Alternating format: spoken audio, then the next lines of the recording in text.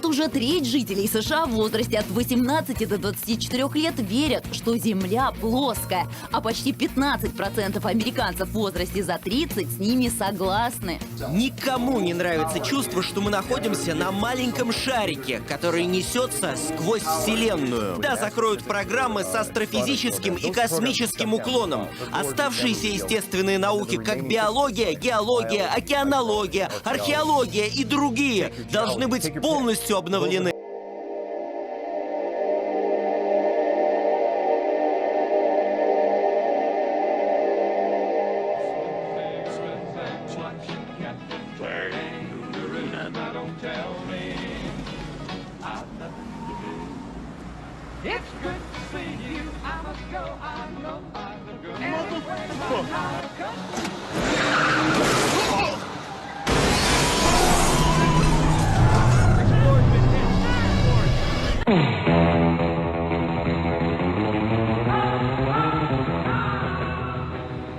Hold him.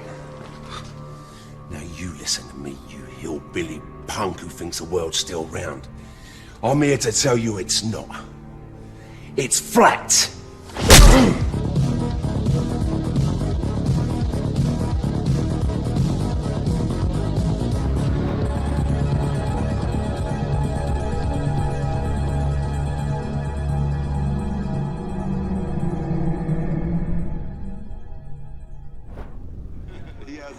He's an interesting guy, man, and, you know, he believes it, so. Kyrie, the earth is flat, right? Yeah. Yeah. Yeah. So, whatever. Flat, that's news. That's news. There we go.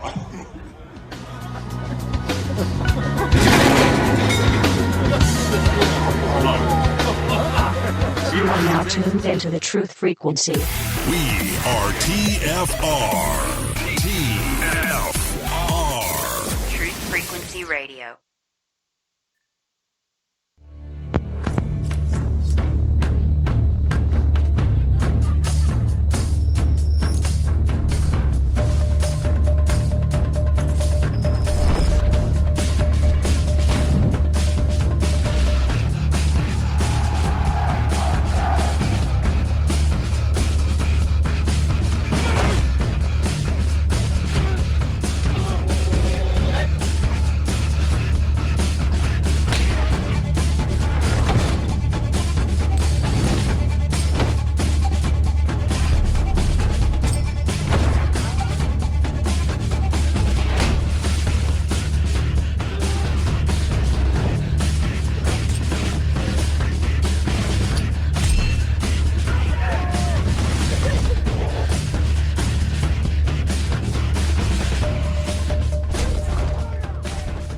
Broadcasting straight to you from a large spaceship currently at war with the mainstream scientific community. Meanwhile, the Peanut Gallery is gathering all his pennies for the auction of space parts, including parts from the Apollo missions. Shouldn't need that many pennies. Hello, everyone, and welcome to Strange World, where the truth is often stranger than fiction. I'm your host, Mark Sargent, the creator of Flat Earth Clues, which propose that all of us are living inside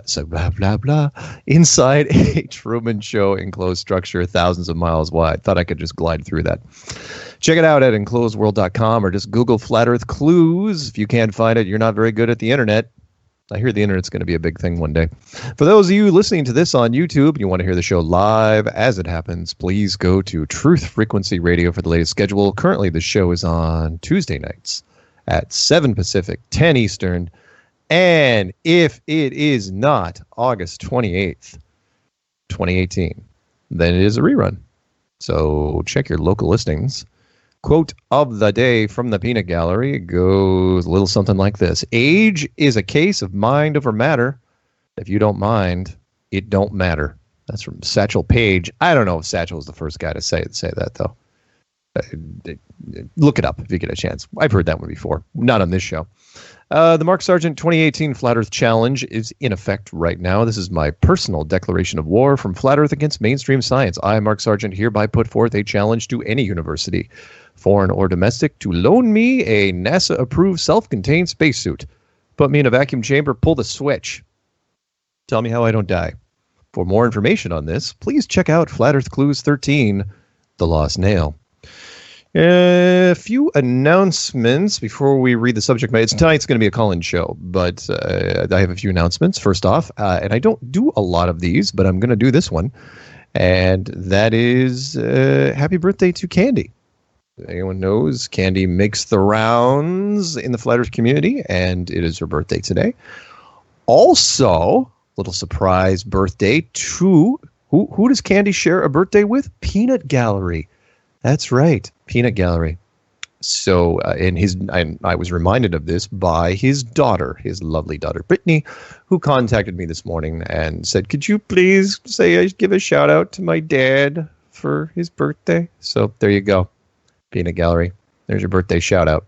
How's that? Thought you'd like that. Because you looking for something fun coming up in a couple months, the FE2018.com Denver to Remember in November.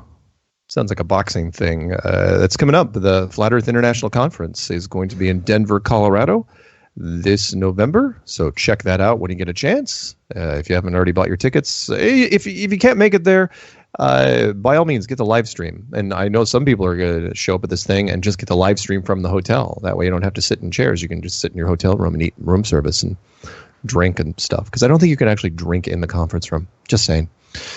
All right, call-in numbers for everyone are 213-233-3998. That's 213-233-3998. Remember, it's going to be a call-in show, so call in and don't be shy. It's just you and me.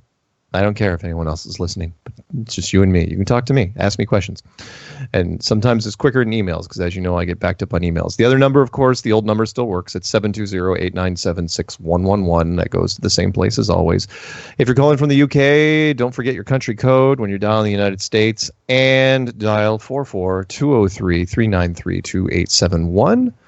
And if you want to call in and just listen, and don't have me pick you up, it is 605-472-9131. And that is all the phone numbers. And let me check the chat real quick. My special chat through Skype. And Peanut Gallery says, thanks. Welder should call the listen line. Yes, absolutely. And do you have any phone calls right now? Oh, yeah, I do. I have one from Australia. I better pick that thing up right away, because Lord knows he's calling from a long way away. Ready? Here we go. Okay, Australia, you're first up, and I'm sorry I didn't cut my information short just to pick you. So what's up? Mark, Lincoln from Adelaide, Australia. How are you, mate? I am doing well. Lincoln, how are things down in Australia?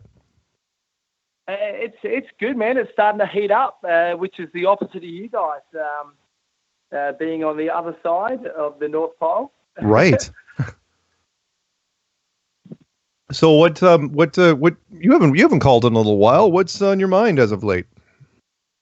I haven't called in a while, and I emailed earlier this morning for me, and I thought I'd call through. I'm with one of my with a workmate of mine, and we talk conspiracies as often as possible. Yeah. And I said to Jake 10 minutes ago, I said, mate, I am calling through. Give me a question. And he's got a question for you. Okay, I'm ready. Yeah. Okay. Here we go. Okay. Jake, What is it? Mark, how are you? I'm so here's doing my well. question, right? Yeah. So are you a believer in flat Earth? The rumor is that I am a believer in flat Earth. Yes. Oh, so this just read of another question. So say the Earth is flat, right? Right. Say, do we still think that we're like a sphere, or that we're basically just like a rectangle, like we're flat, like we're completely flat? There's no sphere. I'm saying that not only are we flat, we're flat and enclosed. We're like a little terrarium on somebody's desk. And that the sky is just a bunch of painted lights and, well, not paint, but you know what I mean. And that there is no sphere, there is no solar system, there's no Mars or Venus and Jupiter. It is just something that's been told to us for a long time. And when the space programs finally figured that out, they said, you know what? Let's not ruin it for everybody. Let's just keep this thing going. Yeah, for sure. So you think all the other planets and stuff, like all the CGIs and stuff like that, then it's all straight off the computer. Like they're all fake. There's no planets. But do you still think, so say there's no galaxy, like there's no solar system, there's no galaxy, do you still think it's like an infinite universe though? No. Because do you think of it this way: who told you that there was space, right? And I don't know if you're a religious man or anything, but the old saying is that God made the sun and the moon, but it was science that told you how big they were and how far they were away. So just because science told you there was space, infinite space with things that do not make any sense, like dark matter, doesn't mean there's actually space. It just means that that's what they think that's up there. No different really from the old days. Okay, so what's your thoughts on like Neil deGrasse Tyson? I could do an entire show on Neil deGrasse Tyson. The man is. I will be kind, and I will say the man is basically a science jack-in-the-box. That's all he is. You wind him up, he pops out, and he says, space is amazing. And that's all he does. He runs a planetarium back east, and he's just I will say this: he's got great public speaking skills, and his stage presence that's what they probably got him on for. Because when I listened to a lot of Joe Rogan podcasts and stuff, at first I was like, get it in, but then realized he's got an IMBD channel. He's basically an actor, and he's probably very well spoken. So they might have just got someone on like that just to basically be a good speaker. Oh yeah. They lucked out. He's very good. I mean, he's a cross between Bill Cosby and Sinbad the comedian. But he doesn't do debates. That's it. He literally just does his speeches. He gets off stage, and that's it. He does not debate anybody. He doesn't publish anything. He and look him up if you get a chance. Look him up on the International Movie Database. He's got quite a resume in movies. So no, I'm not a big fan. Here's my last question. Oh, last question. What? So do you think that we are the only civilization out there at all? Completely and utterly. Do you think there's anything that there could be anything else out there? You think that we are it? Oh, no. I think we're the saying that I have used a bunch of times, which is I don't think we're the first people to rent this apartment. I think there are older versions of us roaming around in here, the older civilizations, like the sunken cities off of Japan, the sunken cities off of India, the Bosnian pyramids, the actual pyramids. I think that after about 5,000 years, any civilization runs its course, they're moved off to some other place, and then a new civilization is introduced. This is not a one-off. Correct. And we're not alone by any stretch of the imagination. That's what I mean, because that's what I'm trying to say. I'm trying to say, with the pyramids and the Sphinx and everything like that, who says that, say, 10,000 years ago or whatever, that there wasn't even better technology than there is now? Who's to say that that we had way better technology than we ever did now? Yeah. All of a sudden, like, nature took course, and asteroid, anything could have happened, natural disaster, wiped everything, and we basically have to start again. It's just a cycle of the earth, basically. Yep. Cycle of nature just goes through, and we go through these cycles, and we're just basically part of this cycle. I hear you. I absolutely hear you, man. And I agree. Absolutely agree. Anything else before I send you off? I mean, normally I talk to you guys forever, but it is a call-in show, so I do have to pick up some other people. No, for sure. That's it. No, that's it, man. It was just, Lincoln sprung it on me while I was working. So. Thank you. Yeah. Thank you, guys. Thanks, Mark. You take care, man. Have a good day. All right. You guys too. Okay. Bye-bye. See you, mate. Bye. Oh, and that was Australia. Just like that. They were gone. All right, let's jump right over to what could be Texas. Let's take a look. 832 area code. Texas, are you there? Yes, hello. Hi, how are you? Doing all right. Thanks for taking my call. I got a question about the moon and its phases and eclipses. Sure. Do you have any answers, I guess, or what is your belief on the phases of the moon and eclipses? Knowing that the moon emits its own light, it's obviously not the sun lighting the moon. So what is causing the shade of the moon? It is, for lack of a better term, self-eclipsing, meaning when you go into, and I don't know how old you are, I bet you're not as old as me, if you go to a planetarium, whether it be Neil deGrasse Tyson's Hayden Planetarium or one of the others, when you see the moon on the ceiling, that moon can also go through phases very, very easily. How is it done? It is just done because they block off part of the light source, and that's it. It's self-eclipsing. It's self-phasing. So, and remember that you can do anything you want with a display system like that. A blood moon, people say, how does a blood moon happen? Well, you just tint it red. It's not that hard, especially with software. Same thing with eclipses and everything else. So, in fact, I'll take that a step further, because I only after I saw the solar eclipse last year, the Great American Eclipse, up close, and then Mike Helmick, great YouTube channel that broke it down, when he called me up and he says, hey, I just want to let you know, he goes, nothing is eclipsing the sun. I go, what are you talking about? He goes, there is no three-dimensional object that is passing in front of the sun. He goes, it's self-eclipsing. It's blocking out its own light.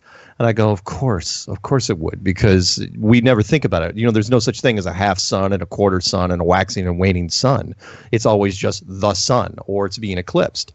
Same thing with the moon. Same principle, only a brighter light. So does that kind of help? Well, that makes sense. Yes, definitely. Thank you. That makes a lot of sense, because, being a Christian myself and believing God's word in the Bible, when he says that he made the moon to light by night, right, and it's for signs and for seasons, right. So, it makes sense that God could have made the moon to do these things, to give us signs, right.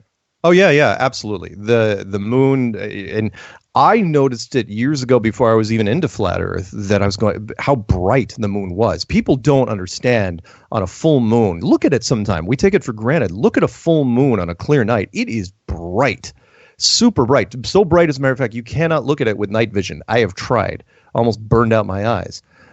And yet, when you saw the pictures of the astronauts on the moon, you didn't see that overexposed white glow. You saw this dull, gray, ashen landscape, and it didn't make any sense. I was really, in fact, there was another YouTuber had pointed that out. I was like, how did we miss that? The fact that the moon missions were not really, really bright and overlit. It should have been way, way more overexposed, and it wasn't. So anyway. Okay. Well, thank you for that. Yeah. Any shout outs you want to, or anything you want to give out, or no? I can't think of nothing, but thank you. Okay. Hey, you have a good rest of your evening, okay? You too. Thank you. Okay, bye-bye.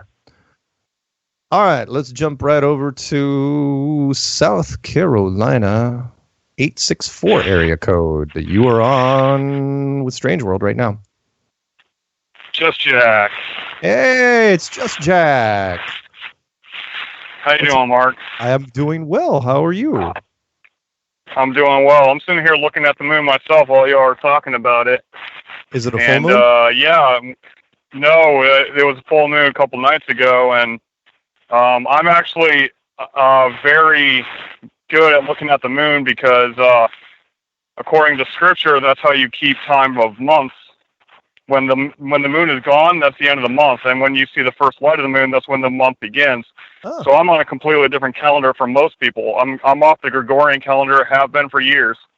But this is some of the stuff I'll be talking about when I finally get some videos up on my channel. I just want them to be better quality. I don't want them to be crap. I hear you. It's hard. It's hard. I know. I cut out probably 1,000 ums over the last few days, you know. Look, everything takes practice. Nothing comes easy. Even after I did thousands and thousands of hours of phone work and phone support, when I did my first show, I still had to have like 2 or 3 glasses of wine and was still really, really nervous the first time I ever did anything. So... anybody who knows me, nerves is not my problem. I can understand that. I start rambling and going down rabbit trails and everything else, but when that guy was talking about it, you kind of answered it for him, and he kind of backed you up on it. But yeah, I've always believed, like ever since I came to Flat Earth, that the moon is its own light, period. Yeah. The dark side, the light side, same as the sun. Yep. There are two lights. Yep. But anyways, I was calling to encourage people to get into, you know, street activism, or if not street activism, at least couch activism. Sure. If anybody has not seen it yet, watch the Corey Sheet Show do Flat Smackers Live. He sets up with OBS and he calls different, not calls, but he does different like chat roulette and some other channels where you can just flip through random people and he flat smacks them there. Nice. So if you can't get out and talk, you might as well do it from your couch. Hey, I hear you. I hear you. That's awesome. I mean, the activism is growing and I'm loving it because, you know, I've been an activist for a long time. I've been a drive-through activist. I've been a grocery store activist. You know, everywhere I can start up a conversation, I let them know. You know. Yep. That's awesome, man. We need more people like you out there. Yeah, just calling in, saying hi. Have a good week. Thanks, man. That's awesome. And by the way, we haven't talked. Are you going to Denver? You're going to be there? I'm trying my best. I am trying my best. My wife is insisting that I go alone, but I have this thing. I'm obsessed with my wife. Yeah. So, no, I'm probably going to go. It's looking good. It's probably at about 90% right now. So. Right on. Well, I hope you go, and if when I go, I'm going to be driving. I'm going to be driving from South Carolina, and I'm going to do a cross country flat smacking if I go. Nice. I'm going to do it live, so it'll be awesome. Right on. That's great, man. Very cool. All right. Have a good night, Mark. All right. You too. Bye-bye. Bye-bye. All right. Let's jump right over to what could be Wisconsin, 715 area code. What's going on, Wisconsin? Mark, no, this is maybe the second time I've listened to your show. Yeah. And the one question I have, I haven't heard both sides of Flat Earth. I'm just a person that just thinks the Earth is round because I see pictures, right? But the one question I do have, though, is are you familiar with Earthshine? Earthshine? You mean when you back up Earth far enough, it supposedly glows? Well, from what I understand, it's when the sun is behind the Earth and it's reflecting on the moon when... There's a song by Rush, you know, Rush, the band. I do know Rush. And the way lyric and the song on the album Vapor Trails, Earthshine, the way Neil Peart explains it is, on certain nights when the angles are right and the moon is a slender crescent, its circle shows in a ghostly glow with earthly luminescence. So he's saying that the Earth shines or reflects off the moon and it's round. Right? Yeah. So I'm just wondering how flat earthers handle Earthshine. It's going to be tough for me to do a visual on that over the radio. So, are you saying that? Are you saying which phase of the moon are you talking about when you're saying Earthshine? Well, it's in a crescent stage. Okay, so crescent. When it's a crescent, how do you explain a crescent moon? Basically. I don't know, like, how do you explain it? You know, like, okay, well, think of it like this. If we are in some giant building, right, some giant domed structure, then the moon, there's literally no limit to what you can do with the moon or the sky.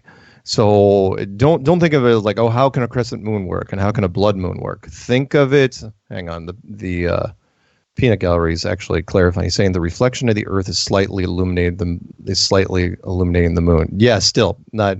I'm hearing you, peanut gallery, but it's still the same thing, and that is whatever you want the moon to be when you're doing the display system on this. That's what you do. They can call it Earthshine if they want, but you got to remember these are also the same people that's saying that the Earth or that the moon is reflecting a whole bunch of sunlight. Even though, now I got to throw this at you. Have you heard of the cold moon temperature? Meaning that the Earth or that the moon is generating a cold light. Check this out if you get a chance. You can do this yourself. Go to any hardware store, buy one of those point and click infrared thermometers for about, I don't know, $15, $17. and wait until there's like a full moon directly overhead. I mean, we're in prime season for it. And point to something where the moon shade is, and then point to something where the moon is illuminating it. Moonshine versus moonshade. And you'll see a massive, well, not massive, but a pretty big temperature swing up like 13 degrees. And by that, I mean the moon shade is up to 13 degrees warmer than the moonshine. And that is the opposite of what we see with the sun. The sun is like 90 degrees in the sun and 80 degrees in the shade, but the moonlight is opposite. That shouldn't be. At the most, it should be neutral.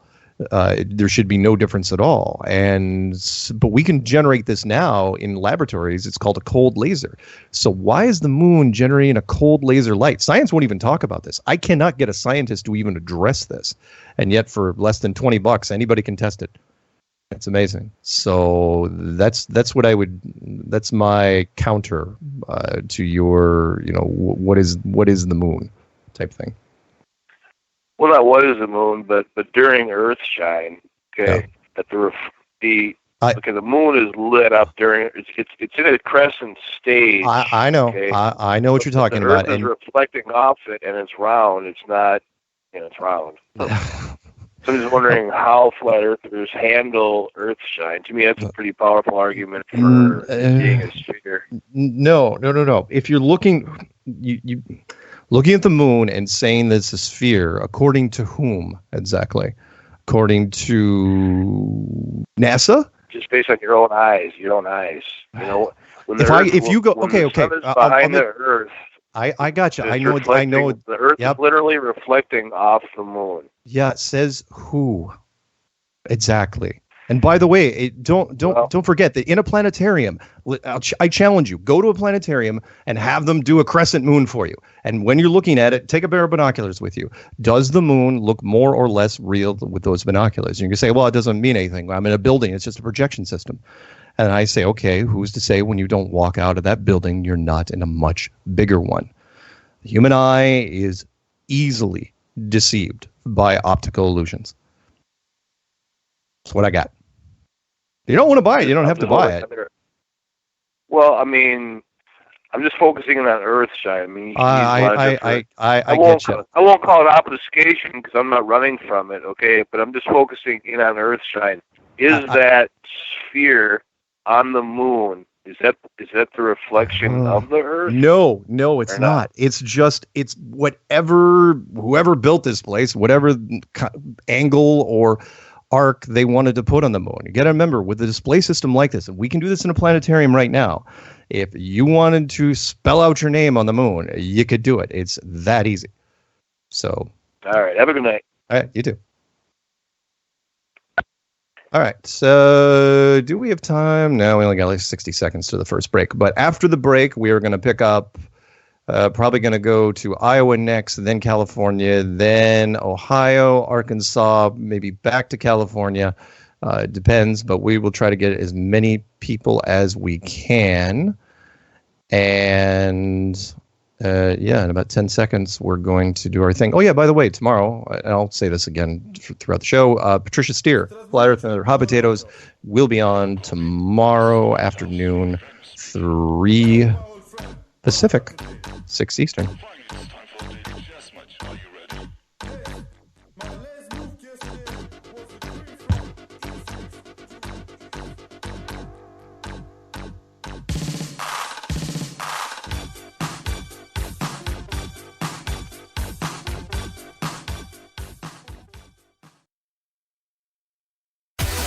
No hate, no hype, no fear. You're listening to Truth Frequency Radio. We are TFR.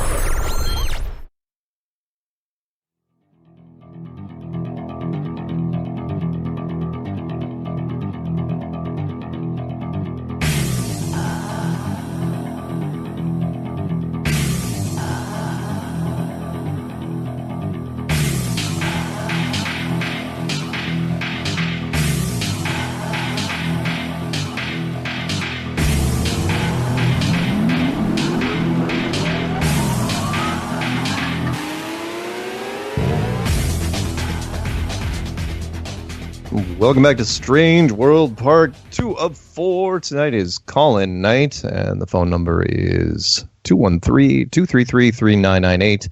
That is 213-233-3998. Let's just jump right into it because we get a slew of calls.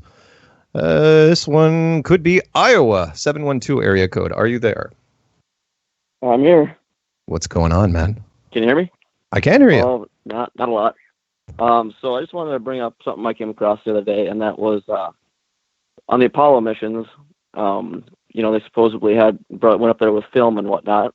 Mm-hmm. And I remember, like, back in the day, if you went to an airport, you'd have to take your film out and have it. It would mess the film up, the radiation. Right. So if they went through the Van Allen belts, like they say they did, wouldn't that have, affected their film? Oh, yeah. Not to mention that when they were on the moon, which, from what I understand, is not protected by the belts, when they've exposed to all sorts of solar winds and all sorts of other fun radioactive particles. Yeah, there's no way. People have been talking about that even before Flat Earth, that the cameras they took up and the film that they took with them would have been compromised almost immediately if that was actually the case. And yet they came out with these magazine quality photo shots, even though there was no viewfinder. And they would have had to take so many pictures every minute, and it's a running joke that has been going on almost since they got back. Yeah, so I was just wondering that, because I haven't heard much about it. I know, but I it's good. A lie about it that they said they had like a protective cover. They don't have any alibi for that or anything? No, they don't. It's not. I mean, it's just added to the laundry list of things that went wrong up there. The most popular ones are the intersecting shadows. That's usually the first one. The thrust, the 10,000 foot-pounds of thrust that should have been blowing ash all over the place when that thing landed, and yet we don't see a blast crater. What else? The television transmission. That's one that's been fun as of late, and that is, I don't care what size dish you opened up on next to the moon, the Land Rover, or the Moon Rover. What were you using to power it? What were you punching through the Van Allen belts when you were trying to broadcast back to Earth? Forget about what they were broadcasting. They should have been even if you did believe it, it should have been receive only. They would have never had the power to transmit back to 240,000 miles back to Earth. Never in a million years. No. And the crosshairs too in the pictures. Yep, crosshairs. Never ending. Or the other one, which people often look over, is the feats of strength. Which is, remember, if you believe that the moon is 1/6 Earth gravity, that means a 180-pound man weighs 30 pounds. Which means you would have an amazing vertical leap. Even a white guy would have an amazing vertical leap on white man can't jump. Well, they can on the moon, absolutely. Even if you had like an 18-inch vertical jump, and that's not a lot, you would have had 6 times that, 5 times that. It'd be ridiculous. Not to mention anything. What you would have be able to lift the moon rover very easily. The heck, those guys probably could have tipped over the capsule if they wanted to. But we don't see any of that. It's ridiculous. And of course, my favorite, which is part of my challenge, which is tell me how the suit reacts against a vacuum. Because remember, the spacesuit is just a thick balloon. That's all it is. No different than a basketball, no different than a car tire. Tell me how somebody actually operates their legs and arms and fingers in that sort of pressure difference. It cannot happen. There is no technology for that. And I've been looking at that. I've been trying to find, about the spacesuit and like how they describe how it actually works, and you can't find anything about. No. It's just layers, supposedly. Yeah, it's just layers. It's like it doesn't matter if there's layers. I mean, as long as it's soft. Here's the thing, and you can, if anyone ever challenges you on this, throw them at this.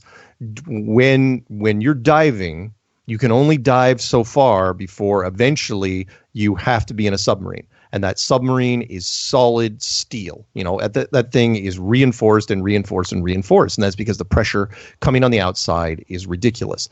Same thing, but in reverse with an astronaut suit. You can only deal with so much of a pressure difference before you need to be in a capsule or something to protect you from the vacuum, because otherwise the air is going to try to push its way out. It's going to try to even itself out, and that suit is going to go as tight as a snare drum. It's never, there is no technology. No technology exists in physics to combat that. Any physicist out there listening, you know I'm right. And yet everyone just glosses over it. It's like, oh, yeah, but it worked. We saw the pictures on the moon. It's like, yeah, that's not, you got to tell me how the suit works. Anyway, so there you go. Yeah. Anything else I can do for you before I send you? No, that's about it. First time listening. Well, not, I usually listen on YouTube, but now I've listened on TuneIn Radio now. Right on. Well, thank you. Thank you for getting the confidence to call in. You did great. Yeah, right on. Awesome. Thanks. All right. Have a good one. Bye-bye. You too. All right. Let's jump right over to Palm Desert, California. Palm Desert 760 area code. What's up? Hey, Mark. How's it going? You know, I can't really complain. Sounds good. Hey, my name is James. I am in the Palm Desert area, and I'm in the IT field, and I came across a really strange thing the other day when dealing with a client's internet service provider. Okay. It was a satellite internet service provider, and it had a really crazy amount of ping time. You're aware of ping times, I'm correct? I'm a gamer, so yeah. What's the T-shirt? Low ping bastard. Yeah. There you go. Yeah. 20 is a good one. They were hitting over 600. Really? It was a 638 ping time. So I called up the satellite internet service provider, and it wasn't a local wireless provider. It was a nationwide wireless provider. Okay. And the funny thing is I was told by somebody out there in the support field, out in the world, real time, that the ping time is what it is because of the distance to the satellite it's hitting. Okay. And I said, wow, what exactly is that distance? And the support tech said 22,000 miles. And for an floored. ISP, somebody's using a geostationary satellite at 22,000 miles for internet. Yeah, it was really good download speed once you got past the 638 ping time. But I simply said to him, I said, wow, that's pretty far. How is it staying next to the Earth as we fly through space? Right. And he kind of just stopped for a minute. And I said, anyways, man, have a nice day. I've been stuck on that. I've been stuck on that conversation for a while. And it just brings me to the fact that I've shot an email to you before in the past, and I appreciate the reply and everything like that. And, you know, the aspect of where's the curvature is equally, is the same equality to me as what science is telling us, that we're flying through space, yet that part of the equation doesn't seem to resonate with a lot of things that I hear.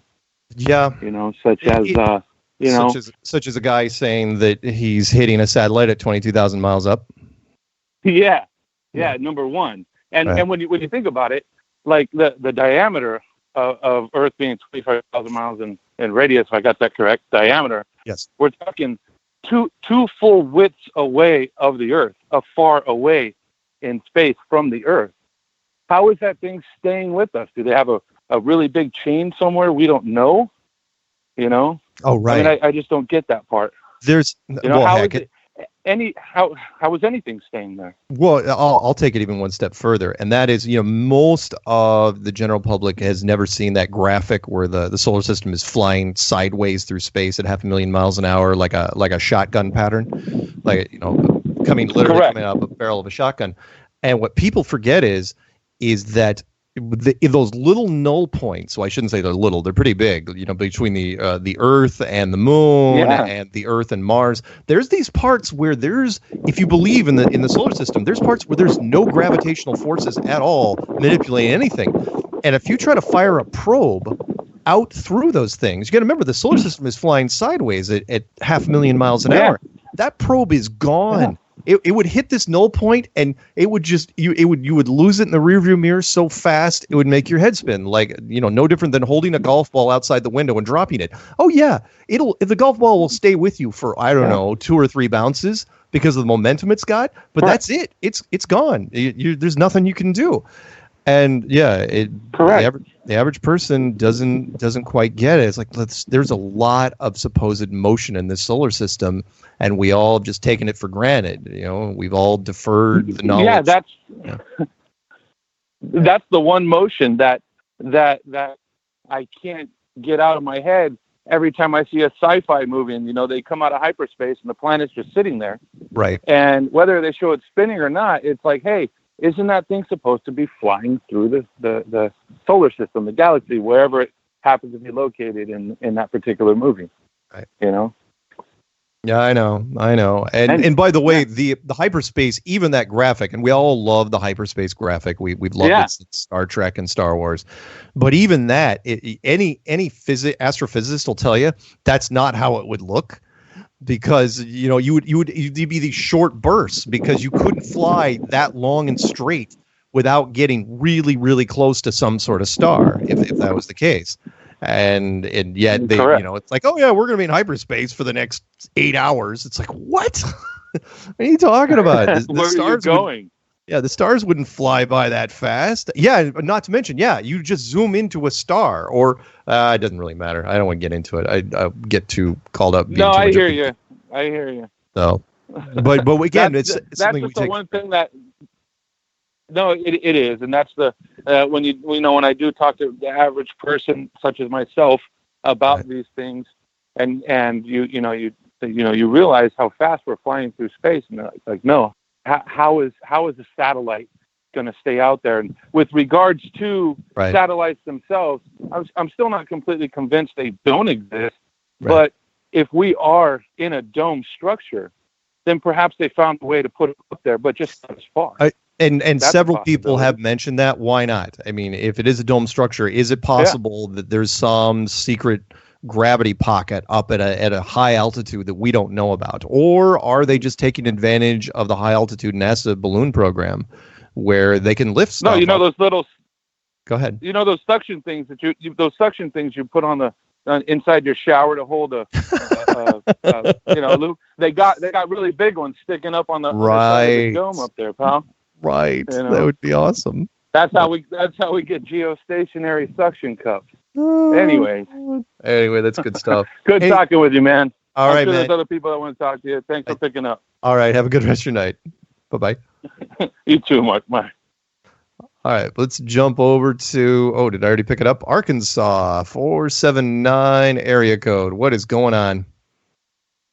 Hey, Mark. My name is Randy. I'm from Bentonville, Arkansas. First-time caller.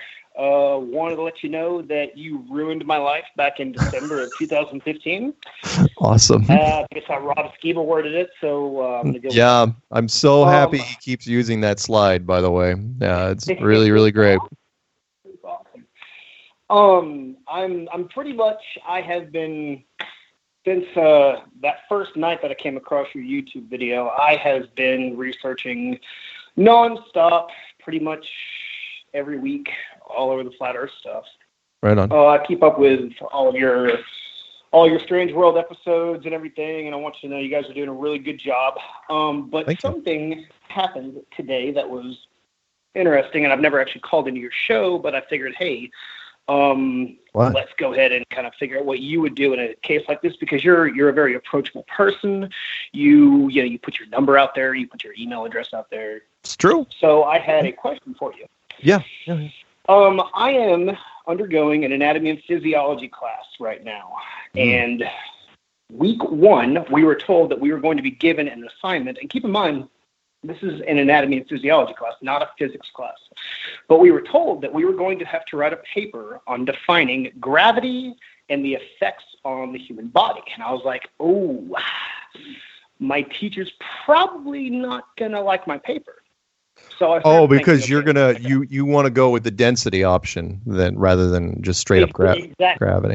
Exactly. So I started to think, like, you know what? I'll go ahead and I'll pull some stuff from Brian Mullen's page. He did a really good job explaining how they got the coefficient for gravity using the Cavendish torsion bar.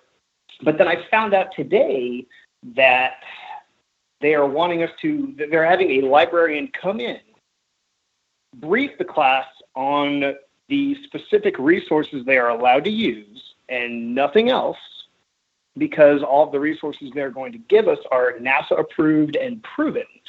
And I thought to myself, well, that's really interesting. I mean, you want to talk about indoctrination, and hey, this is truth. Nothing else can be used right here because this is NASA approved.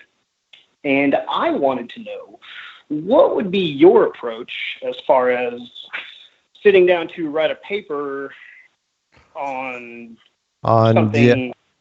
Well, yeah, you see what I mean? Yeah, I do. And that is interesting, by the way, that they would throw that little barb in there where they're trying to explain to you what gravity is.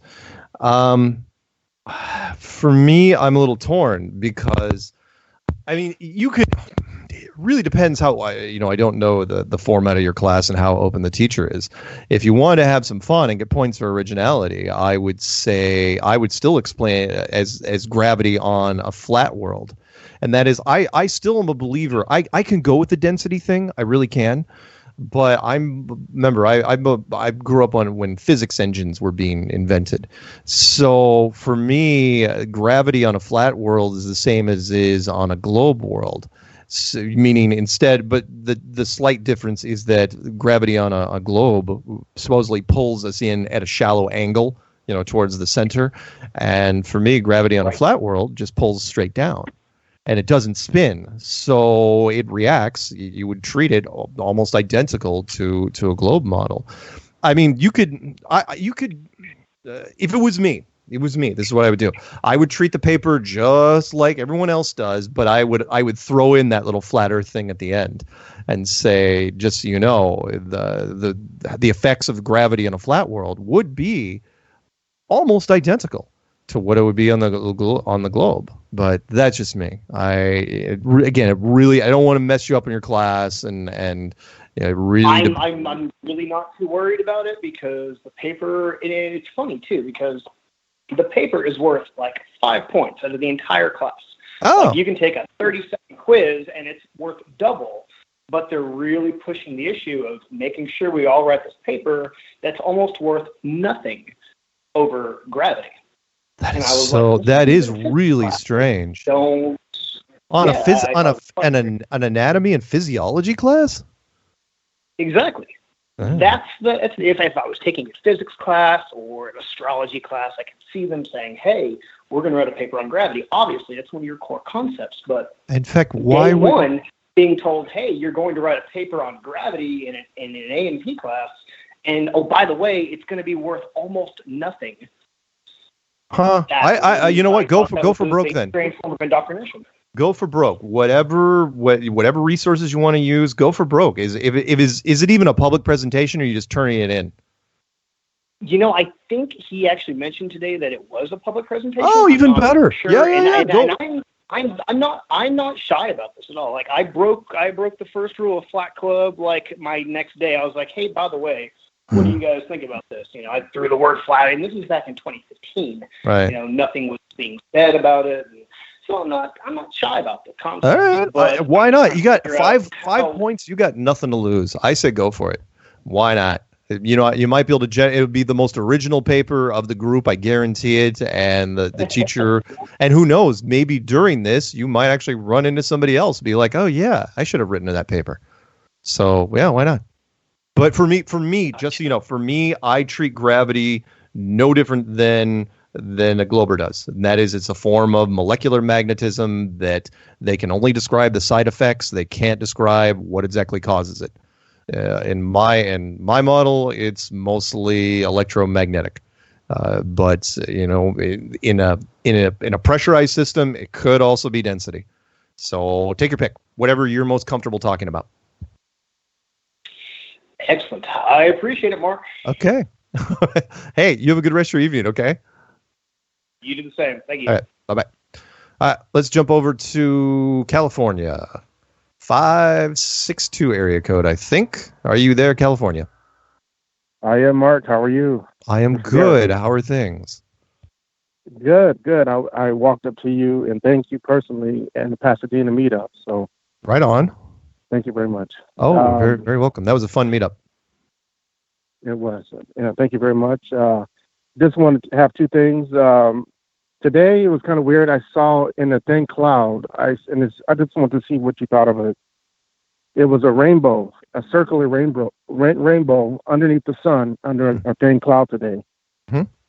So I was wondering if you had any ideas on that. Yeah. In fact, if you want to look up something really cool, again, a lot of people haven't seen this, go on, look up online, YouTube's probably the best bet, and find a rainbow viewed from helicopter. Most people don't know that, rainbow on the ground, we all know that wonderful domed, structure, and sometimes you can get double dome, double rainbows, as that one guy on LSD was talking about in that viral video. But when you go above it, it is no longer just a dome. It's an actual, it's a three-dimensional dome. It's a circle. It's a full-blown circle. Really? And that is fascinating. Yeah, that's what I saw, like a circle. Yeah, I saw a circle like underneath the sun today. Yeah, that's just how it works. When we can only view it normally, we can only view it from a certain angle. But if you're in a plane or a helicopter, you can actually, if you're lucky enough to see it from the top down, or in your case from the bottom up, which is even more rare. Hopefully somebody took a picture. It looks like a full-blown rainbow dome, a full-blown circular dome, and it's beautiful. It's amazing to see. So it was beautiful. I guess I should have took a picture. Yeah, no, it's all right. They're out there. They're out there. Yeah. But second thing is, I saw something amazing on YouTube. It's called the Hygo Moon Lamp, HYGO. Have you seen that? The Hygo moon lamp, is that really cool moon lamp that is a full-blown three-dimensional moon that glows from the inside? Yeah, I guess they 3D printed a moon with the light on the inside. It looks exactly like the moon. Yeah, I know. Isn't it beautiful? Lit from the inside. It's so beautiful. Yeah, it's really. So, in fact, I was thinking of getting one for myself, but then I thought it's going to be more. It's more propaganda. I just get myself into trouble. Even though I love cool things like that, and 4 years ago I would have bought that thing in a heartbeat because I used to collect antique globes years ago, but not so much now. Yeah, I'm 100% convinced that the moon is lit from the inside now. So. Yep. Me too. Just by seeing that. But anyway, Mark, thank you for taking my call, and we'll see you at the next meetup out in California. All right, man. Talk to you soon. Thank you. All right, bye-bye. Okay, bye. All right. Before we go to the next call, and we do have enough time to grab a call, I want to thank a person who just messaged me on Skype. And if you guys want to message me on Skype, you can. Her name is Lois Glavin. And I don't know where she is. I think she's in Winston-Salem, United States. And she just sent me a thing. But if you want to contact me through Skype, all you have to do is find me. And I'm easy to find on Skype. You just type in Mark Sargent. And in parentheses, it'll be Langley, otherwise known as Langley, Washington, not Langley, Virginia. Conspiracy nuts. All right, let's go to Texas, 903 area code. Hi, how you doing, Mark? I'm doing well. What's going on? Well, this is my first time calling, and I wanted to tell you something I kind of stumbled on. I was watching some of the Canadian conference, and there was one where there was a panel, and Rob Skiba was on there. And just in passing, he just mentioned how some people were trying to convince him that the Earth was a globe by saying they could draw a triangle on a ball. Right. And he didn't. You remember that? He didn't expand on that or anything, but I got to thinking about that afterwards, and I thought, actually, there's a thing that you could have done, or you probably still could do. One of those things where you go into a bar and win a bet by telling somebody I can draw a triangle with 3 right angles. Have you heard that one before? No, I have not. Okay, well, the way it works is you get a triangle like you would have like a draftsman or an artist would have. And you take a ball, say a basketball, with a felt pen. And I've had this done to me, so I know it can be done. And what you do is you put the corner, the right angle on the ball, and you draw up 2 sides of that. Then you turn it around to the next corner and you draw another 90-degree angle, and you do it 3 times, and you do draw a triangle on a ball with 3 right angles. So I've also it's interesting. But here's the interesting thing: I've also worked construction. Yeah. So when we work construction, if we're going to build a house, we have to build a foundation. We pour the concrete. We build a form, and to build that form, we use right angles. But when we use right angles, 4 of them makes a square, right? Right. But on a ball, 3 right angles make a triangle. So why is it if I'm living on a ball and I go to build a house and I use right angles, I don't build a house that's triangular? Good one. Hey, I mean, there's no. I hate to do this to you, but we're going to the break. Do you want to stay through and do you have anything else after this? No, just unless it was just to hear your remarks, but you can say that after the break anyway if you want. I'll address it after the break. Okay, thanks. All right, see ya.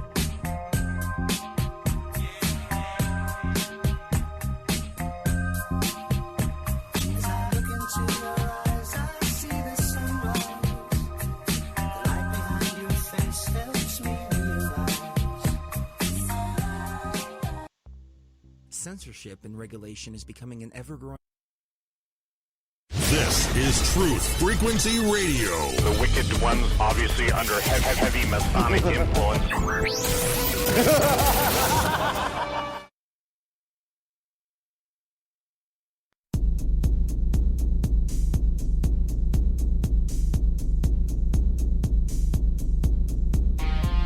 Major Kong. Primary target the ICBM complex at Laputa. Switch all receiver circuits to CRM discriminators. What's cooking on the fretboard? Nothing.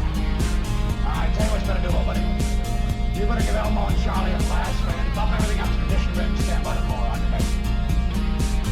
Major Kong. Major Kong. Hey, what about Major Kong? Clear and plain and coming through fine. What about It's great to be fine.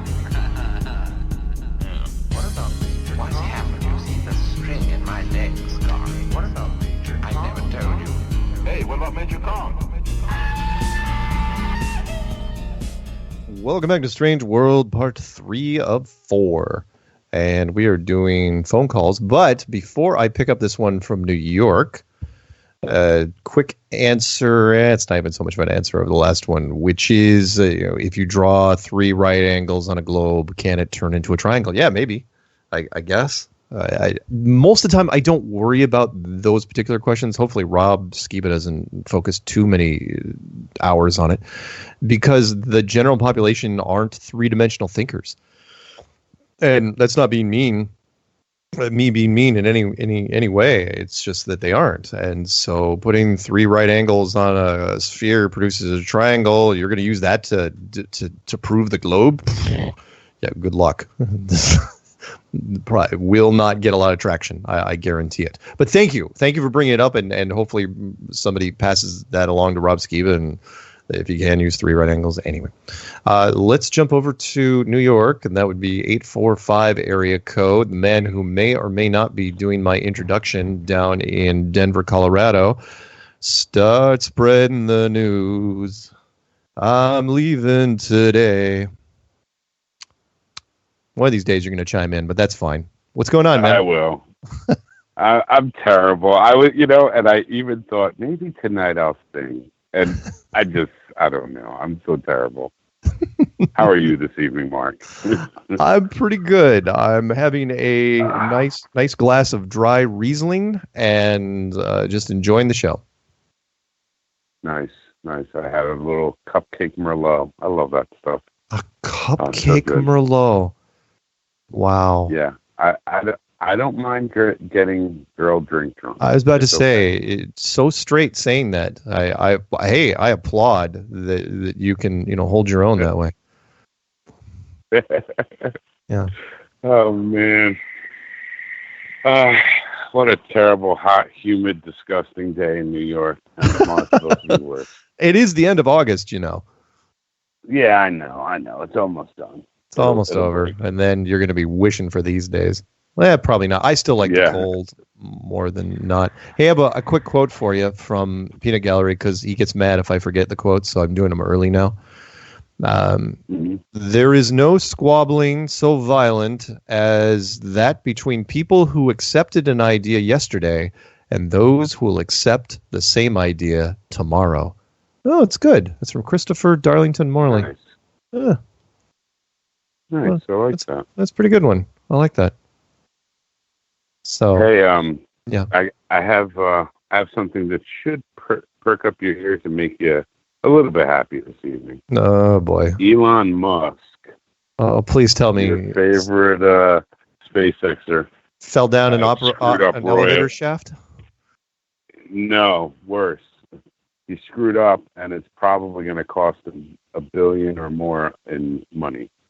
He tweeted something about securing revenue to purchase the company with other people, and the stocks shit the bed, and now everybody wants to sue the company, and the company's like, no, not us, him.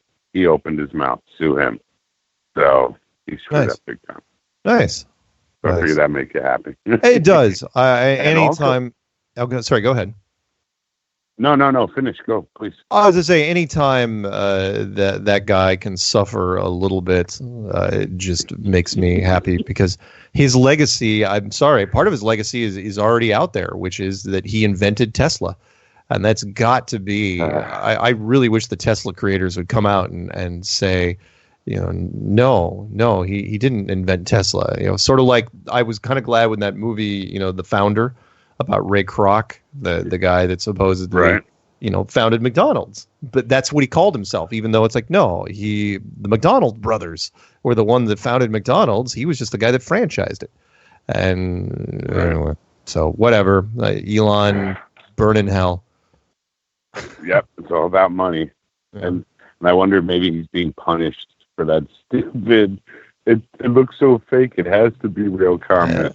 Yeah, there is. You're done. We're taking all your shit away. The universe tends to even itself out in the end, but I'll let him figure that out. That's awesome.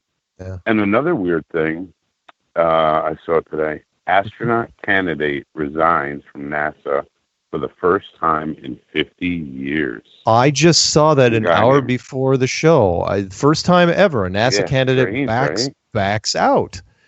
And two things caught my eye there. One was, okay, no other candidate has ever backed out ever for any reason. Ever. I mean, why? How is that even possible? And then this guy does, and they make it public. Why even allow it to come out? You know what I mean? You could sweep that under the rug in 2 seconds and say that, oh yeah, whatever, he didn't actually apply. You could just say, no, it was a typo. But no, that's not what they did. Yeah. They let that sucker run. So the conspiracy guys will definitely run with that. Oh yeah, I'm sure of it. Yeah. You know, I went back and I just binge watched The Big Bang Theory from the beginning, all 11 seasons. Oh my God, yeah, dude, it's hysterical funny. It is. Yeah. I know it's all programming and crap, but it is amazed. Yeah, go ahead. Oh, go ahead. No, please. No, go ahead. Oh, I was just gonna say, I am fully amazed at if you pay attention to a lot of the humor, they're talking about. They kind of hint at flatness, flat Earth. They talk about space, and one of the things that one of the characters, Leonard, came up with, a theory they show on the board, it sure as heck looks like a dome, and he's talking about treating space as a medium of liquid. Yeah, very interesting stuff. If you really go back and listen, there's all kinds of little things they talk about, even conspiracy stuff that you're like, holy shit, that's some of the things we talk about. You know, like Tesla and the energy, and I'm like, huh. And I just wonder if it goes back to their, well, hey, we told you people what we're doing, right? You know, that I guess, conscious thing. Yep. Crazy. Yep. I absolutely agree. So absolutely crazy. Yeah. Happy birthday to everybody. They're all awesome. Yes, happy birthday to Candy and happy birthday to Peanut Gallery and whoever else's birthday falls on today. But hopefully Candy didn't get too smashed. Hopefully she didn't, Hey, you know her. She'd go like I have a feeling she would go to bars and be like flashing her driver's license everywhere. It's like, it's my birthday today, free drink. Hey, I would do it too. The heck with it, right? Yeah. Why not? Oh man. All right. I know I'm taking up time. I don't want to be long-winded. I love you, dude. You're awesome. Can't wait to see you in Denver. Yep. It's coming up quick. My lab coat should be in soon. Mine just showed up today. My new lab coat, my Mandarin cut lab coat, just showed up today.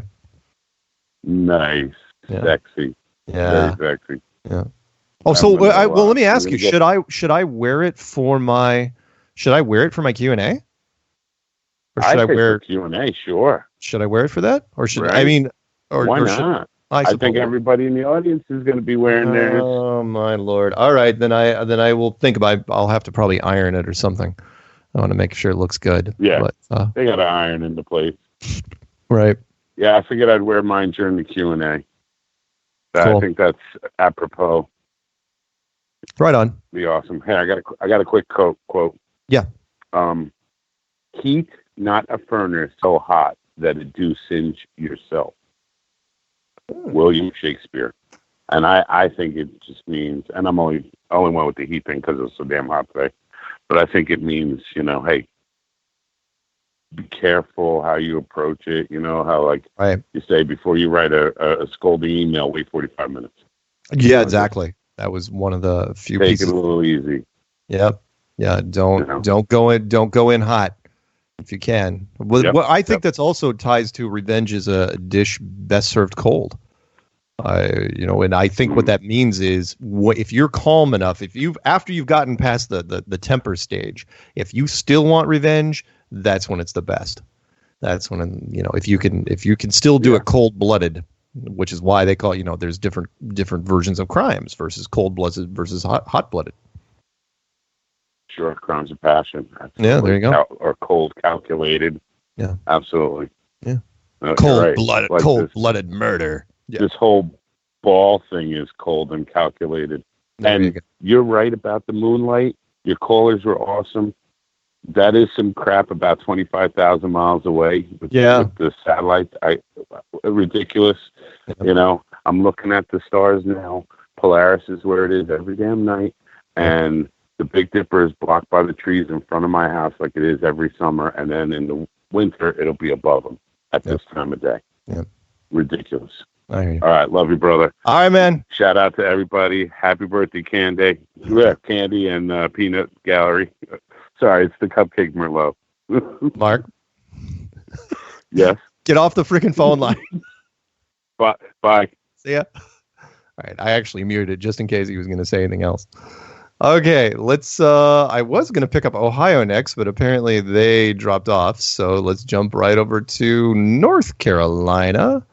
North Carolina 910 area code. What is going on? What's up, Mark? Hey. I want to talk about oil, but your caller called in, I don't know how long ago, about the earth shine. Mm-hmm. Man, why did you let him go with that? Why didn't you? Well, I mean, I was trying to kind of give him broad strokes, which is, look, it doesn't matter I know what they say about Earthshine, and I know what they say about the moon reflecting, and I know what they say about waxing and waning crescents and blood moons and all that stuff, but it doesn't matter because it's whatever's up in the sky is not what you think it is. So you can remember, I got into a heated thing with a guy on this network, as a matter of fact, who said he was an amateur astronomer, and he went on and I did not know this going into the interview. He's going, look, I've seen the moons of Jupiter. How do you explain that? And I said, look, I go, it's just a projection of the moons of Jupiter. He goes, I've seen the rings of Saturn. How do you explain that? I go, same thing with Jupiter, only applied to Saturn. And he went on with the planets more and more. I'm going, I'm going to keep answering the question the same way. Whatever's up in the sky is just an illusion. It's just television. So I'm just thinking, what I would have said to the gentleman is, I'm looking in the daytime and I look at the crescent moon. Right. And the sun is straight across from it. Right. And why isn't the whole moon illuminated? And if you're telling me that the sun is bouncing off the earth and the earth is shining in the dark part of the moon, not the crescent that's lit up, right. And you're looking at the earth's shadow or shine, and that's a reflection of the earth, and you're looking at a sphere, how are you looking at a sphere? Right. And my other question would be, in the daytime, when I'm looking at all blue in that part, why is there no land masses? Why are there no dark parts? And then my other question, it's good. Then my other question would be, the moon, when it's totally illuminated, it's a circle. It's not a sphere. That's true. When you see the crescent, lit up, and then you see the other part of the moon that's not lit up, that's just the other part of the moon, guy. I hear you. And now your advanced photography guys are going to say that, depending on the slight dithering of the shadows on the edges, it says, well, it's giving all the qualities of a sphere. I'm going, that's fine. It can give all the qualities of a sphere that it wants. If I put a sphere on my television, does it look like it's a sphere? Yes, it does. Can I land something on it? Will a fly be able to land on that sphere and get spun around? No, it will not. That's because it is. I know. Hey, look, it's okay. Remember, everyone has their own absorption period. Everybody, you know different than me and everybody else. Everybody went through this. Everybody gets stuck in their head, and they have to work it out. And I cannot. And so I got another one for you. So how does this work? Is this new science? Hello? Is what new science?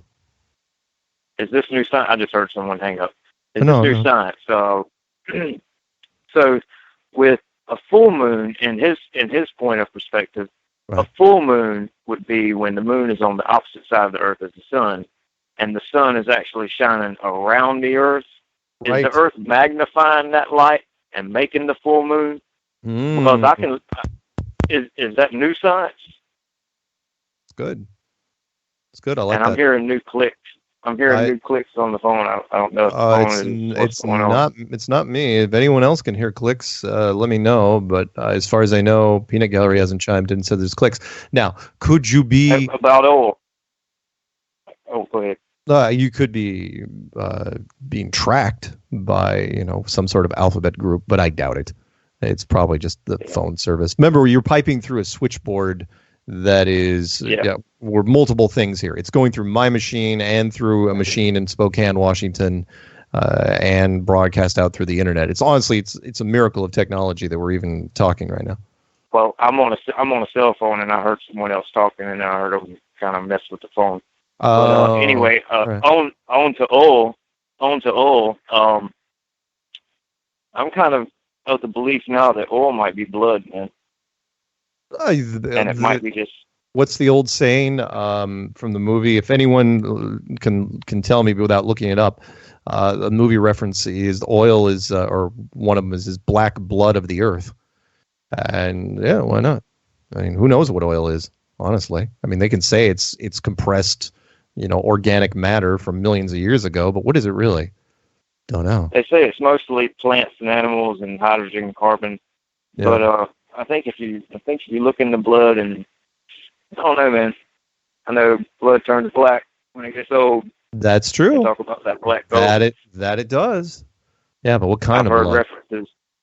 I've heard references to putting blood in the engine to make it run. Interesting stuff. Any? All right, man. Thanks a lot. Hey, all right. You have a good rest of your night. Okay. You too. Okay.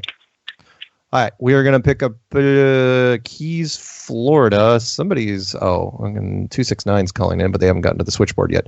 Let's pick up Keys, Florida. 305 area code. Are you actually down in the Florida Keys right now? No, man. I'm in Johnson City, Tennessee. All right. Well, you got your phone down in Florida. That's fine. You gotta keep them guessing, man. You gotta keep them guessing. I hear you. What's going on? How you doing, Mark, man? It's not much, man. It's DJ Flat Earth, a.k.a. No Globe. I sent you a few emails. Right. First-time caller, long-time listener. Just wanted to chime in and say thanks for everything you do and everything. Definitely opened my eyes. Sorry, I'm out of breath. I'm at work right now. That's okay. No worries. I just dropped it's loud in there. I appreciate that you've called in. Any particular thing on your mind this evening? Yeah, man. I've actually been looking at Kent Hovind online. Yeah. He's debating with different evolutionists, the 3 against 1, and also dinosaurs in the Bible. Right. And I don't know. It just thickens my argument with the flat Earth concept with evolution is bullshit, and it's excuse me. Oh, that's okay. We're not FCC. It's all right. Oh, okay. And all that's pretty interesting and all that jazz. But yeah, man. Have you seen? I want to know how you feel about. It's kind of off topic, but all this Pizzagate jazz. I got to remember that I start off my day with a flat Earth breakfast, so anything, and I'm not knocking, look, sex trafficking, and it's a horrible thing, but it still is a second tier conspiracy compared to what the world really is. So I was like, all right, that's true. Fun. I mean, you got to remember, and again, I am not knocking. Look, 2018, respect, all that stuff. But you remember, sex trafficking has been around for millennia. It has been around forever. And I mean, yeah, it shouldn't be happening in 2018. No, it absolutely should not. It's a horrible, horrible thing, and I blame men for most of the world's problems, including that one, definitely. Yeah. But when I don't want to get too crazy. Go ahead. Sorry. No, go ahead. Well, I was just saying I don't want to get crazy religious. I swear I'm just normal person and tries to look at everything. Mm-hmm. But I don't know, man. It just, to me, all this other stuff, not like, I don't know, I don't want to say the extreme stuff, but stuff that we can pretty much tell is, fishy. Mm-hmm. Kind of, I don't know, in the Bible it says the devil will deceive all the nations. Right. And that's, I don't know. I mean, but isn't this? No. It's okay because look, I've spent a lot of time with the flat Earth community, and at least half of it's Christian, and a strong Christian.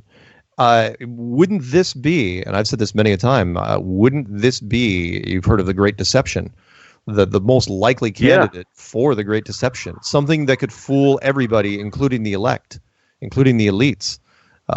Which is what the ultimate street magic trick, which is, oh yeah, by the way, the globe, that wasn't where you were after all. The card, the ace of spades was actually in your back pocket this entire time. It is, and that's, and everybody fell for it.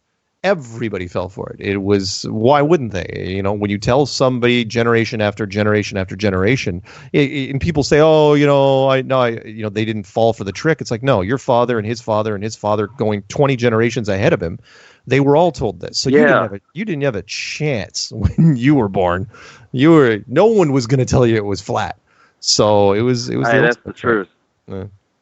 Well, I thought it was interesting, and I hate to keep bringing him up, but Kent Hovind's Dinosaur in the Bible on YouTube, he keeps going. He don't just talk about the Bible, what I like. He goes into other things, like all through history, basically. Every time you talk about dragons, it's dinosaurs, because they didn't come up with the term dinosaur to the late 1800s. And that just like, what? Oh, my gosh. Like, I don't know. It's like kind of like the flat Earth when I first listened to your clues. And I was just like, if you would have asked me 2 years ago about a flat Earth, I've been like everybody, like, bro, do you not like space? Like, what? But, I was like, what the hell? And then I looked at the clues. Right. And I'm like, oh, my gosh. Right. It's just eye-opening. But anyways, the main reason I wanted to call, did you hear about this flat earther who's putting his money where his mouth is, offering $10,000 for the thing is going live on Facebook tomorrow.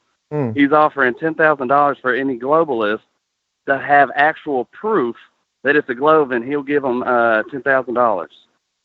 Well, it doesn't surprise me. I mean, there's been several challenges put out there. I don't think anybody's going to take it up. But here's the thing, though. Who is qualified to give him the answer? Is he asking just scientists or just anybody?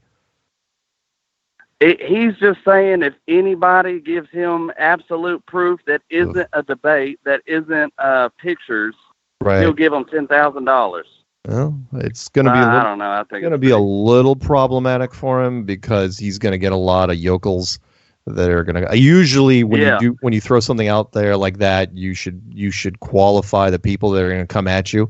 But hey, good for him. You know, I love a good challenge, and you know, I put mine out there. It's like, hey, kill me in a vacuum chamber. That's my challenge. And, I try to repost your stuff on Instagram all the time. Man, you need to get an Instagram. I post your stuff like crazy. Journalism isn't that active on there. Well, I only have YouTube. I am not. I let other people just throw my stuff everywhere. You know, I'm never going to copyright strike anybody. So if anyone wants to reproduce my stuff and reproduce my challenges anywhere they want, by all means. Until I get an assistant one day, then you know, I let other people do it. Have you checked out my videos yet on YouTube? The curvature, why I'm convinced the Earth is flat. Probably. Well, if you get time, I know you're busy. Well, that's okay. What's the channel called again? It's my name, Grant Goforth, because I'm not afraid to let anyone know the Earth is flat. You know, I could use my real name, but that's the channel name, and the series is called "Why I'm Convinced the Earth is Flat." And I use basically what I find interesting, what you, Skiba, Jeranism, Marble, you know, what I call the Flat Earth OGs. I put all that stuff together in shorter videos, so a lot of people wouldn't listen, because I try to send your videos to people, and my friends are like, dude, I ain't listening to this 3-hour podcast, bro. Like, right. What's the point? Right. And I'm like, dude, just listen to it. You got to listen to it. I got so frustrated by the 15th friend. I was like, you know what? I'm just going to chop and screw these little, what I like, what convinced me. And I had missed these videos, just so you know. The channel, if you guys want to go check it out yourself, is called Grant Space Go Forth. And that's G-O, the number 4, T-H. And the videos are called Why I'm Convinced the Earth is Flat, Season 1, Episode 1, and Season 1, Episode 2. And I am going to like them immediately, and I am going to remind myself to watch them later. DJ Flatworth. And I appreciate it, man. Oh crap, yeah, we got 20 seconds to the break, so whatever you got to do it fast. All right, man. Just stay in there and stay flat, and hit me up on Instagram, Grant Goforth. See y'all. Okay. All right. See you, man. Bye-bye. And just like that, he was gone.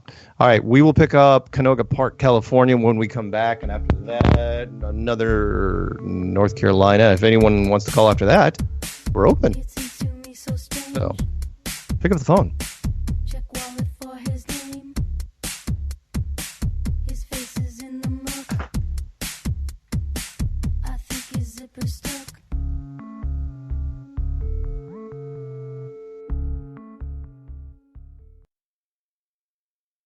We are TFR. My faith in destiny is all I need to prevail. Truth Frequency Radio.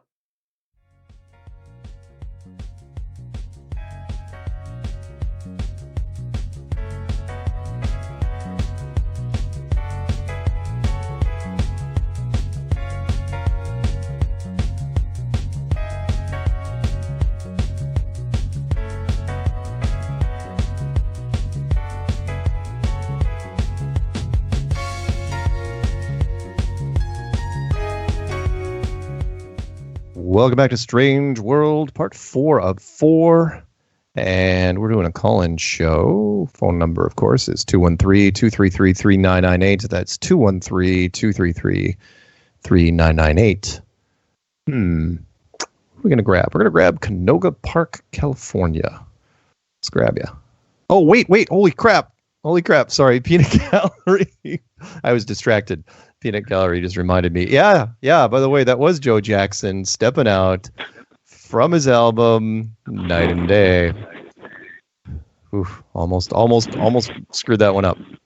Peanut Gallery saved me. Speaking of holy crap, you've got Dan the Waterman calling on behalf of the new Flat Earth Hollywood channel, brought to you by our friends at the Poncho Pete channel, the People's channel, whom I trust and care about. The Poncho Pete People's channel? It just as people laugh at Flat Earth, people laugh at the family that I'm going to call Poncho Pete. It's just really healthy. Speaking of really healthy, I've been going out on the boulevard, and the coat is an incredible piece of fuel. Between that and Chris's material, people are attracted to you. So the Chris Pontius flat smack kit and the idea of having some light up stuff and something that attracts people from a distance, and the idea of having a voice before you get there with the coat. I can't thank you enough for, pushing it out there, because I've been impatient, but it looks like it's gaining hold now. And I just got lucky by taking it to the streets myself, and I gained all kinds of credibility, and now it's just like a riot. It's fun. And I'm so pissed at everything that people say about you and Megafuck or Megatron, whatever they call that stuff. And I just, I'm just saying, fuck it. And I took Flat Earth to Hollywood myself. Right on. And good for you. Fuck it. And it's a lot of fun. And I've hijacked, the meetup group that you've been using, to come around. And I'm just saying, let's do this. Let's just do this every time we can. So this weekend we're going up to the Griffith Park Observatory. Right. And we're going to make a little, a nice get together, and then a little bit of stink. And then some people are going to go in, and the rest of us are going to go down to the boulevard and make a stink down there. And I have a particular problem that I could use your help with. Oh, okay. What is it? It's the difference. I mean, I have a lot of good arguments, and I couldn't do it if I didn't have good arguments, but I'm getting killed on one. Okay. And it's the difference between a theory and what healthy, smart people call a scientific theory. Okay. And they qualify it as such. And I'm curious. Okay. What do you know about that, and what can I do about that? What is a scientific theory, and how can I shit on that description? Because I'm getting called on it. You mean that they're saying Flat Earth is just a scientific theory? No, that a theory is a theory, yes. Yeah. But a scientific theory is a fact. And it's defined. It's clearly defined. Right. As separate than a theory. Right. It's like as if I had a scientific donut this morning. The scientific method, just because something, and I'm trying not going to be too wordy here, just because the scientific method is the way that, everybody does their thing. You create a theory, you run experiments against this theory, and then you modify your theory until both sides match perfectly to where what your theory is and what the experiments show are exactly, everything's in sync. That's fine. But the rest of it is just guesswork. You've heard me say this. That is, Neil deGrasse Tyson said it the best. And this is for the actually, Neil deGrasse Tyson said a couple other things too. Real quick, he said, "I have no idea what gravity is, only what it does." That's for the guy that was going to write the paper on it. But he also said, he said that science is true whether or not you believe in it, and that's just not simply the case. And this is what anyone that talks to you about this sort of thing, what a scientific theory is. Okay, fine. You want to tell me the boiling temperature of water at sea level? That's one thing, right? That's something you and I and everybody else, we can test. If it's testable by everyone, then yes, it's scientific fact, no question. But if it's only testable by a select few and the general public has no chance of testing it, like, for example, the core of the Earth, which is why I included it in the clues. Like, look, you say what the core of the Earth is. You have no way of testing this. You just said, this is our best guess. That's what the core of the Earth is. And then because nobody objects loud enough, you say, well, it's now fact. It's like, no. No, it's not fact. You just removed the fine print and said, well, this is our best guess, and you don't want people asking you questions. So when somebody comes at you and says that scientific theory is an absolute fact, pick any one of a dozen different examples that are out there. But, you know, if you want to be a smartass, you can come at them and say, well, it's a scientific fact until money gets involved. And science has to cut corners to release products ahead of time when they shouldn't be. Like that lead paint is perfectly safe and lead gasoline, there's nothing wrong with that. DDT won't destroy an environment and asbestos won't kill your family dead. And cigarettes are perfectly fine for you. You know, that sort of stuff. Yeah, that list would help. Okay, all right. Yeah, I mean, just pick any previous product scientific fact.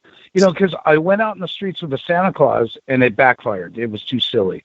But I started with, do you believe in this? I had a Santa Claus, a globe, and a Chris Pontius model.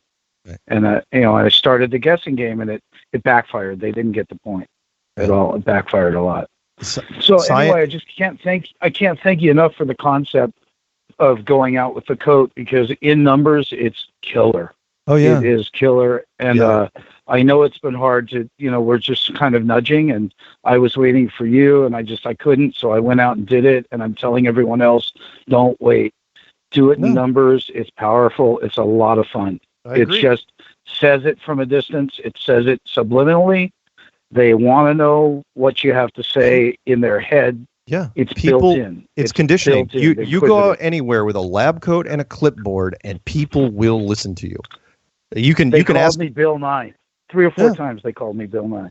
Yeah, yeah. The lab coat is no joke. It's burned into their brains. The lab coat means that you are absolutely legit, and it's like that proves our point more than anything. You know, seriously, you should take the coat out, take coat off in front of them, and say, okay, do I look more or less legit now? Shouldn't make a difference. It was the other way around. It was when I didn't have it. I'd forgotten to wear it. Hey, can I just plug Chris Pontius again, really? Sure. Go ahead. He'll put together for $500 or $600. I want everyone to know that that if a meetup group invests in the hat, the sign, and the 3D model, it's so powerful and so helpful. I agree. And it makes the meetup so much more fun and so much more meaningful. And we all dump that in beers afterwards. You know, if everyone just put in $25, you'd have this flat smack kit and it'd be good to go. And now that he's made it battery operated, it's really terrific. And it does work. I'm living proof of that. I mean, the National Geographic team, and that will hopefully air next month. That's one of the sections they're going to show. They couldn't get enough of that model. So I'm just so proud to be part of this at this point. You know, I just can't tell you how close it is, because people say I've heard of that now instead of, you know, telling me to eat shit. And it's a lot better. It's a lot healthier. Gotcha. And, you know, I've heard of that and standing with force, you know, with people. And I just want everyone to know on the rest of the coast, you know, everyone's accused of a lot of stuff out here. It's an unorganized organic movement. It's really healthy. And all the bullshit that everyone's talking is just bullshit. And I'm going to take every one of them on and challenge them all to come to the street. You know, the invisible Facebook people. I'm at war with Flat Earth asshole right now, is saying shit about you and everything that's going on, saying it's all a shill, it's a scam. Bullshit. There isn't a fucking one of us that have made money. Not a fucking one of us that care about money. I hear Fuck you. them. Fuck them all. I hear you, man. I do. I love your passion. I really, really do. Don't worry about them. I just want to say it loud. I just want to say it loud because you never do. Fuck them. All right. Well, thank you. It's awfully nice. All right. Hey, you have a good rest of your evening, okay? All right. Thanks a lot. Anyone that wants to come down to Hollywood, we're there on the weekends. It's a lot of fun. Anyone that can't come to Hollywood, please do it in numbers. Do it together. Don't fight. Everyone, it's so hard to work together, but it's so much more powerful. Thanks so much, everyone. Good luck. All right. See you, man. Unity, brother. Unity. Take care. Bye-bye. All right. Let's jump over to 704. We're going to do some speed rounds. We got 16 minutes left. 704 area code. Are you there with Strange World? I'm not there, but I'm here. No matter where you go, there you are. Hey. Hey, is this the birthday girl herself? So long. Isn't that weird? Yes, that is me. Oh, well, happy birthday. 29 years young today? Thank you. I'm on my 11th anniversary. Oh, really? Today's the big... My 11th anniversary of 27. Oh, okay. All right. Well, are you doing anything fun? Or is that saved for another? Talking to you, buddy. Oh, well, that's nice. And again, if I was there, I would have chewed on your ear until you woke up. So 2 things. One, I'm gonna say what happened at school first, and then kind of going off what Dan said is another thing. But I went to this school. My son started ROTC this year in high school, and the name, I forgot all about it because it's been like months since he got his schedule for this year, you know. Right. And so when I walked in the classroom, immediately, like, I said no, and everywhere I looked, there's rockets and like space things. And oh man, this is the exploring space class. Yeah. Why is the military class giving an exploring space class? So I walked in there and I was like, wait, this is the class about space? And the girl was like, she was a senior, but she was like the, instructor now. She's like, yes, ma'am. And I'm like, no. She's like, see the book right there is Exploring Space. You know, we learn about the things that are in space and the different planets and the galaxy, the solar system, and how it works and the different things on other planets. And I said, well, I don't believe in none of that stuff. I said, no, that's real. I said, son, you got to get out of this class. And I embarrassed my son so bad. And the bad thing is I didn't even think about his side of it until afterwards. You know, he's like, Mom, I'm already going to have a reputation when I start school. Everybody's going to know who I am because you don't believe in space and you want me out of the class. I said, yeah, but son, now the things that you know now, you're going to learn this stuff and you're going to be like, oh my God, this is so big. So you're going to start to see how fake it really is once you get it put in front of your face. Like us, you know, we see these things and we're like, how was I so blind? How did I not see that? That's how he's going to end up feeling, I think. Maybe. He'll be able to tell his friends. Maybe. I hope so. It'd be nice. But like Dan said too, this is bigger than we even know because there's so many people, Mark, that aren't on YouTube or Facebook talking about this, and they know and get that they're just like, like a month ago, I was in a room with 3 people, and I was just there, and they said something about the moon landing, and I said, wait, you don't think we went to the moon? And he was like, you think we went to the moon? And I was like, hell no, we didn't go to the moon. He was like, really? I said, yeah, you know, the Earth's flat too. He's like, hell yeah. 2 dudes were flat earthers. One was on the fence. One of the guys' wives was a flat earther too. I didn't even bring it up. They did.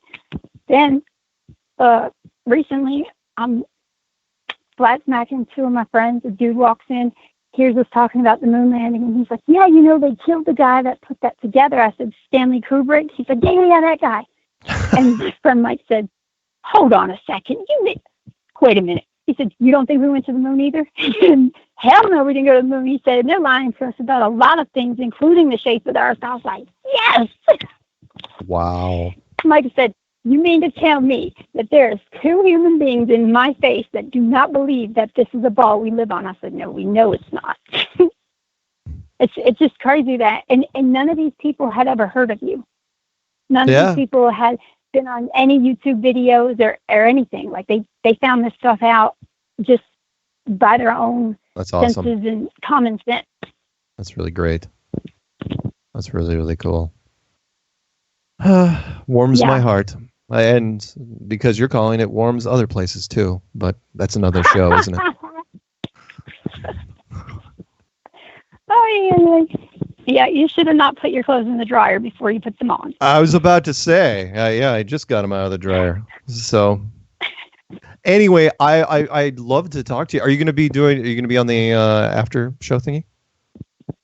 Yeah, I'm gonna get on there. Well, you don't have to. I'm not forcing you. I know. I never get on there. No, I want to. I never get on there with you guys anymore. I don't know what happens on Tuesdays, but it's like I feel like I miss my friends.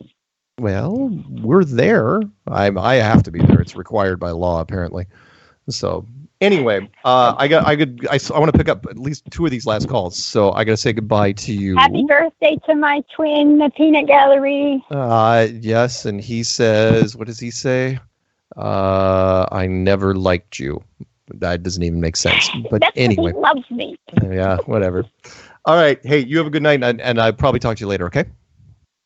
Later, Gator. Bye bye. All right, see ya. Bye bye. All right, so let's pick up. We'll do 3 minutes each on these if we can. Let's do Florida. Okay, Florida, you're up. 850.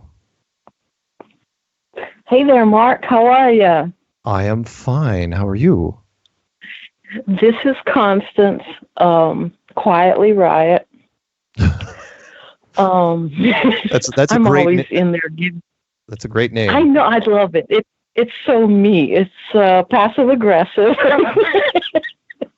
Nice. Hey, what better way to spread the truth? Just Exactly. sneak in and then mess them up. But what was I going to share? We have definitely crossed a line. Everyone's getting that feeling.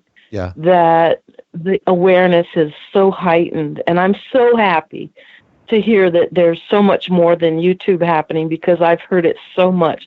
All your research is YouTube, and I'm like, And I encourage people to make a list, even if you have like little business side cards or 3x5s or whatever that have blogs, Google Drive, I think it is. There's people using that. Yeah. And it's all about flat Earth. Make a list, hand it out, say, hey, check these out. If they're anti-YouTube, that it's perfect. And I'd like to give a shout out to Stacy McStationary. She does Twitter. Okay. And she's the queen of memes. Cool. And she runs a flat Earth blog. It's that flat-earth.blog, and it's got lots of the basics, and she's real lighthearted. She doesn't get all crazy and tied down with the details. She is able to help the beginners and the curious bypassers, and she invites anyone, stop in, leave comments, critique. You can DM her if you've got suggestions. She's looking for ideas for more, and she's just fantastic. I'll check her out. She's a wonderful, wonderful gal. All right. And what else? We are sharpening, honing our vocabulary to communicate with these people, because it seems that as much as they think that we are deficient in our brains, right, it seems like they have a disability in theirs. So we're trying to sharpen our communication so we can actually get through, while also being aware that most simply will not get it. They just don't want it. Yeah. They don't want it. But it's not our job to convince them. They just got to pick it up or drop it. Yep. Yeah. All right, cool. But I appreciate you. I know you got to go, but I just wanted to, I'm having fun listening today. I love that you're flooded with calls. This is awesome. Everybody's doing good stuff. I'm hoping I can pick up a few more. Anyway, thank you. And I'm just going to put you on mute. Yeah. You don't have to hang up, okay? All right. Okay. All right. See ya. Bye-bye. All right, let's jump over to 216 area code. Could be Ohio, may not. I don't know. Yeah, it is. Hi, it's Jeff in Cleveland. Hey, Jeff, what's going on? Hey, thanks for taking my call. Mm-hmm. Have you seen this video of this Dr. Carter coming out with his flat Earth geocentric Dr. Carter reasons why it's not? No, but that doesn't mean anything. It just came out this week. And they had like a Sphere Earth conference kind of thing. Okay. And it was about an hour long, and I watched it for like 45 minutes, and it wasn't one proof he brought up other than saying that NASA has pictures for it. Yeah, it's the oldest. Yeah. I just thought it was pretty disgusting. Usually, if somebody leans on NASA hard enough, all you have to do to throw that back at them is say, all right, how did you know before NASA? And they say, well, what do you mean? I'm going, well, because NASA only took the picture back in 1972. How did you know before then? And that's when the gears start grinding. Because the average person's like, ship's going over the horizon. I'm going, okay. And then, go into digital photography or whatever you want. But anyway, sorry, go on. Right.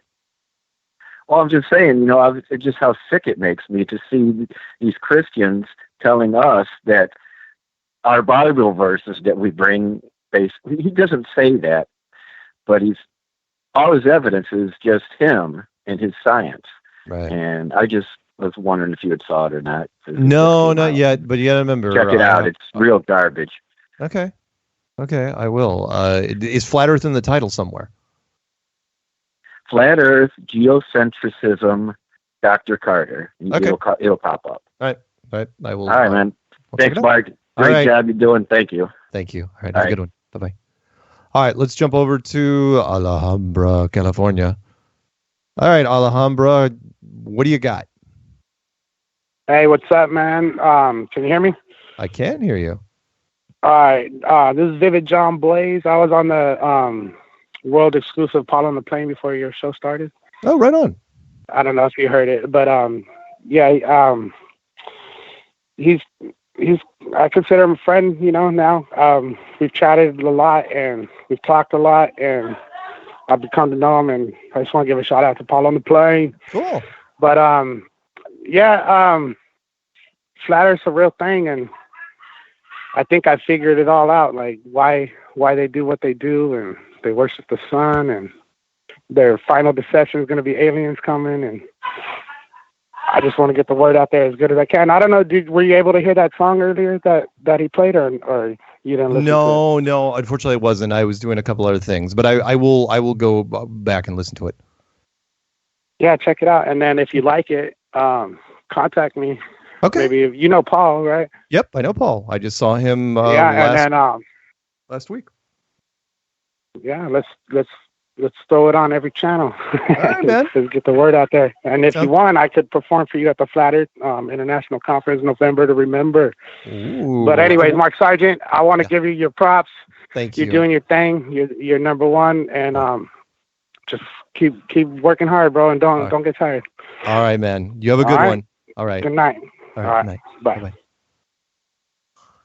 And on that note, I was going to pick up a British Columbia call, but they dropped off. So I am going to, let's see if I can do this. There's somebody, let's see if I can add her real quick. If I say add to group call, there was somebody that was buzzing me, and her name is Jean. And I don't know if she's going to pick up or not. She may be panicking because I'm dialing her through Skype. And I'm not getting anything from her yet. Jean, if you're out there, I am trying to dial you on Skype, and I know there's like an 8-second delay from the radio transmission, and you're just like, oh, no, I don't know what I'm going to say. Should I pick up? Should I not pick up? I'm nervous. And you're not picking up. So it's probably going to go to voicemail, which is fine, and call failed. That's okay. There's another one coming in right now. This one, let's see if I can get through. We'll give them less than 2 minutes. This will be the last. Well, actually, this one may be the one. Yeah. How about this one? 585 area code. You're probably going to be the last one. You got 90 seconds. 585. Oh, don't make me say it. It's the end of the show. Don't make me say it that you got your mute button on. There you go. Hey, no mute button. Here we go. All right. You got 60 seconds. All right. Go, what you got? All right. No, that's fine. So I just had an uncle that moved back from Arizona. I'm in New York. And we haven't spoken in about 20 years. Mm-hmm. And out of nowhere, one night outside on my porch, we're talking, we're looking up at the sky. And he looks over at me and out of nowhere just says, so what do you think's beyond that? I go, I don't think there's really much beyond that. I go, I think what we're seeing is a complete projection. Wow. And he goes, well, what do you mean by that? And I go, no matter what kind of telescope you buy, no matter what person you talk to, anything at all, aside from like what you say, the very few that claim they can see beyond, there is absolutely no proof whatsoever that what we're seeing is what we're seeing. It's just like turn on a television, turn off the television. And he just goes, do you believe that it's flat? And I go, I believe that it's flat, there's firmness, and we're a very religious family. So it almost stems into that. This is where I was going and why I called, and I'm glad I got through. And I hate to say this to you, but the show, hey, the show just ended. So, sorry, man. We'll be back next week, guys. Same flat time, same flat channel. Good way to end on it, anyway.